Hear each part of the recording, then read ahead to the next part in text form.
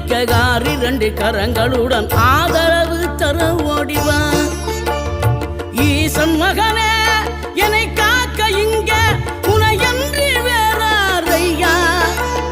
நெஞ்சார நான் நினைக்க பஞ்சாமிர்தம் கொடுக்கும் ஒரு தெய்வம் நீதானையா, ஒரு தெய்வம் நீதானையா.